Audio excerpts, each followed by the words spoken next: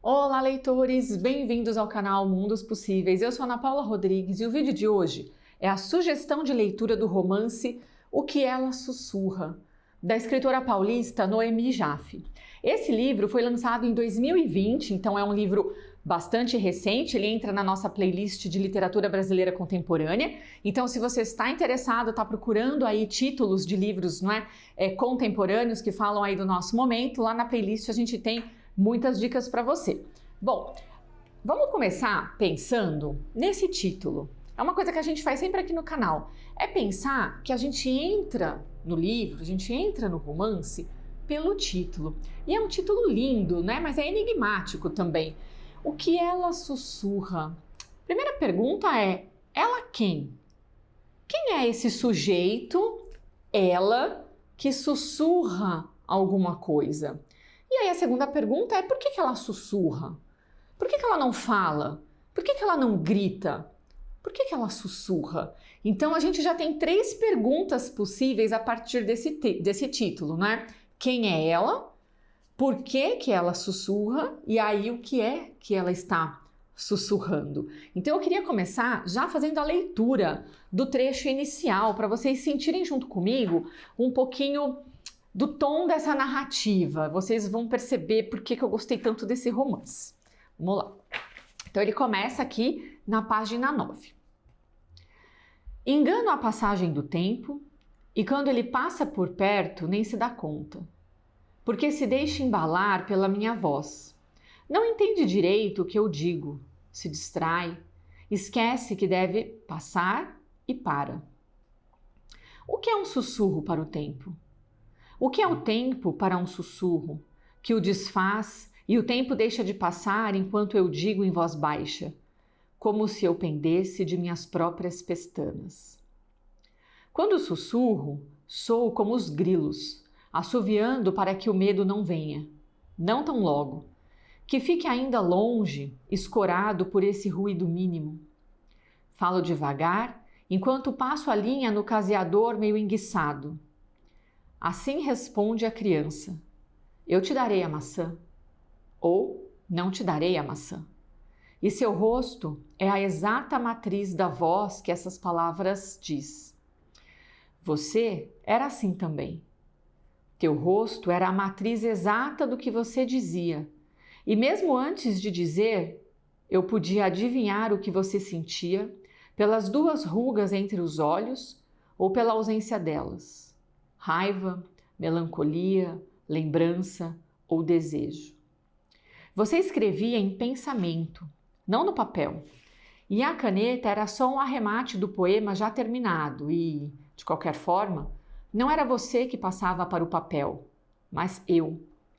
E escrever, antes dos sussurros de agora, era como sussurrar. É um texto belíssimo, né? A gente vai perceber que ele é de uma poesia, ele tem um ritmo poético.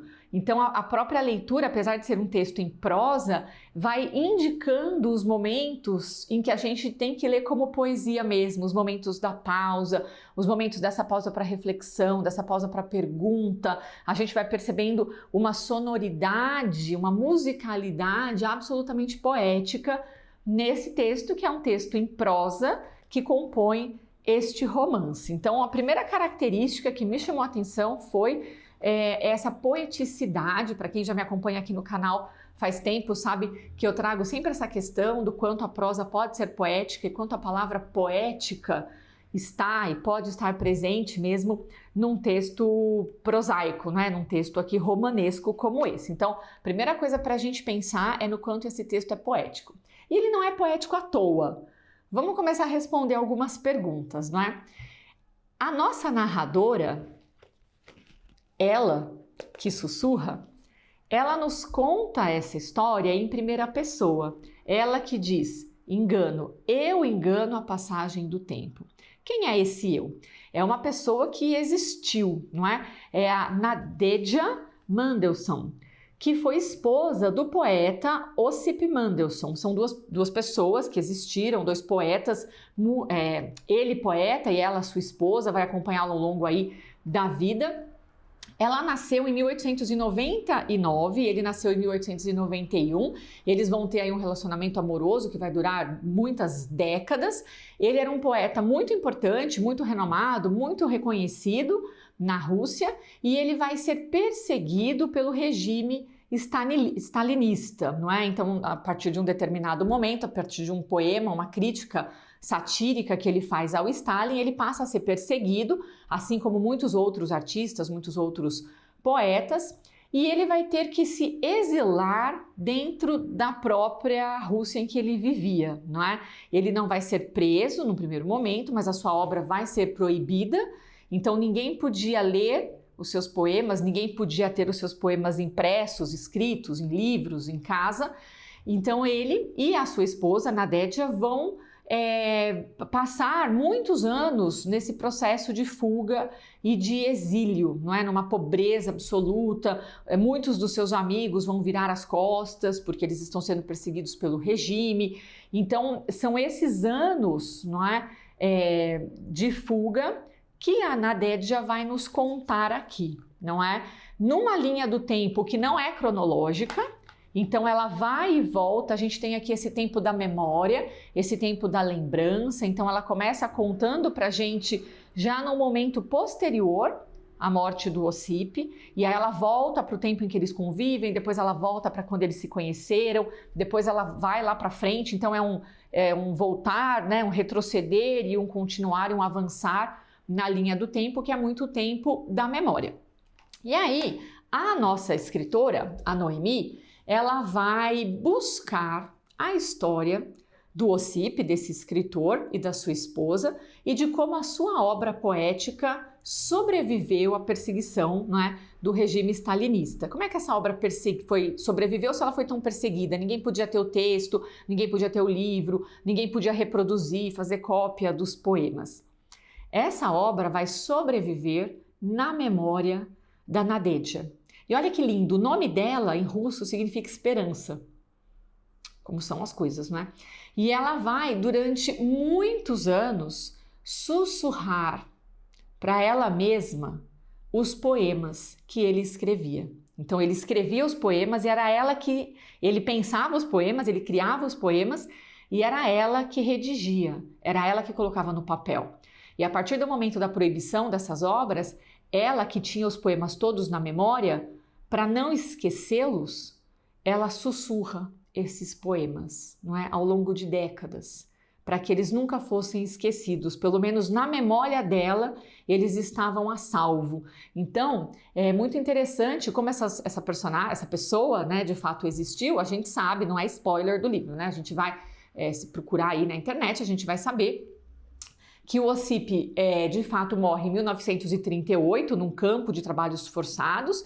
Ela vai sobreviver e ela vai conseguir publicar esses poemas só na década de 60, né? Depois da morte do Stalin, ela consegue publicar esses poemas e aí eles deixam de ser sussurros e vão ganhar de novo as páginas e vão ficar registrados, não é? E nós podemos hoje encontrá-los, e o Ossip é considerado hoje um dos grandes poetas. Sua obra vai ser lida por muitos outros grandes poetas e vai ser referência de muitos outros grandes escritores em diferentes partes do mundo. E aí é muito interessante que nos anos 70 ela vai publicar 2 livros que são autobiográficos, mas que vão contar muito mais a história do Ossip do que a história dela.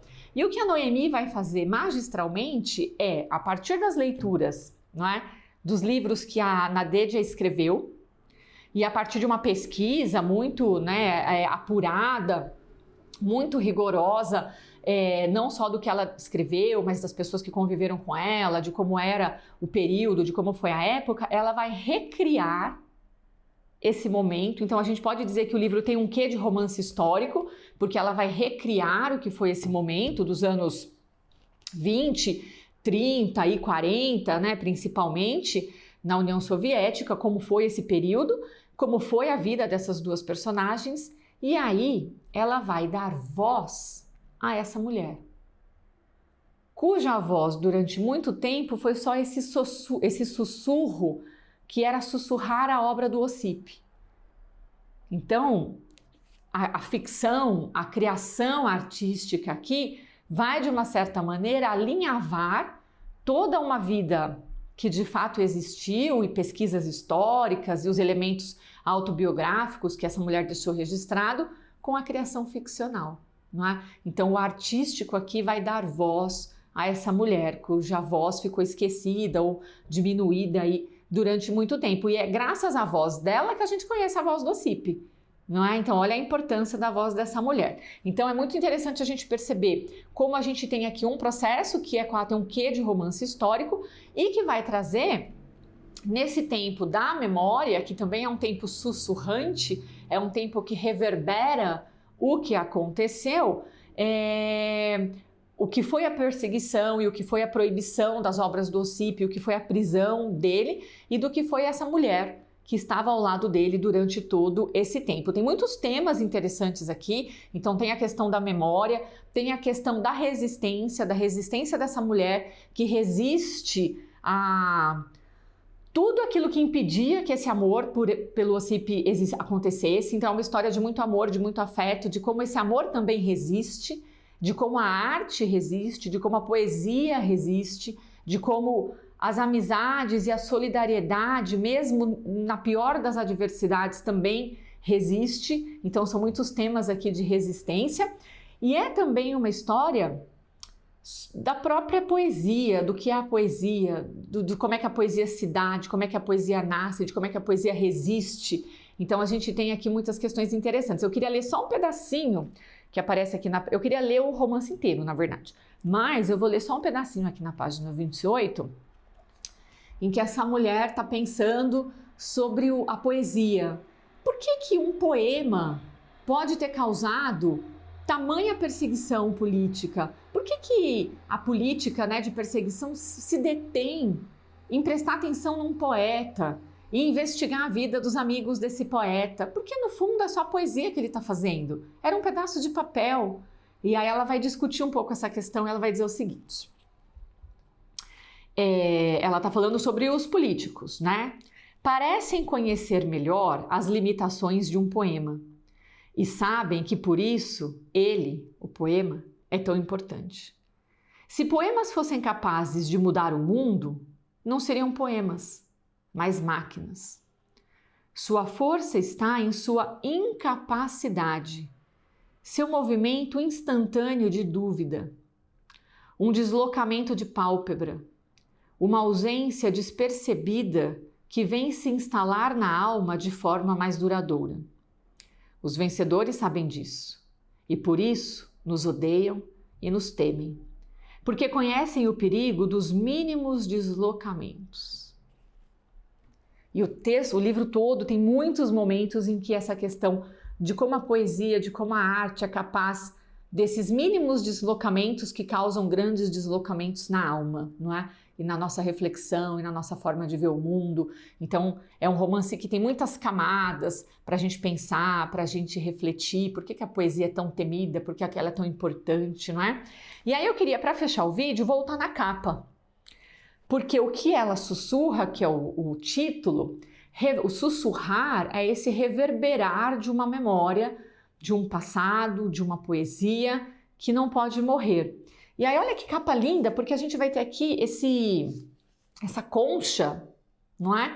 E aí imediatamente quando eu vejo essa concha, eu penso em colocá-la no meu ouvido e ouvir aquela reverberação que parece o som do mar, que assim como a poesia também é impossível de ser apreendido de forma total, de ser trancado numa cela, de ser preso num lugar. Então o que a gente ouve aqui não é o mar, mas é de uma certa forma essa reverberação do que está à nossa volta e de que é difícil de ser captado, mas está ali, não é? Então o que ela sussurra de uma certa forma também é esse impossível de ser captado, mas que no seu sussurrar se mantém. Recomendo muito a leitura, espero que vocês tenham gostado do vídeo de hoje. Se você não é inscrito no nosso canal, tá chegando agora, aproveita para se inscrever, para receber aí as notificações dos novos vídeos. Deixa o seu comentário, o seu like, compartilha nas suas redes sociais para que outras pessoas possam conhecer esse e tantos outros mundos possíveis. E a gente se vê na próxima leitura.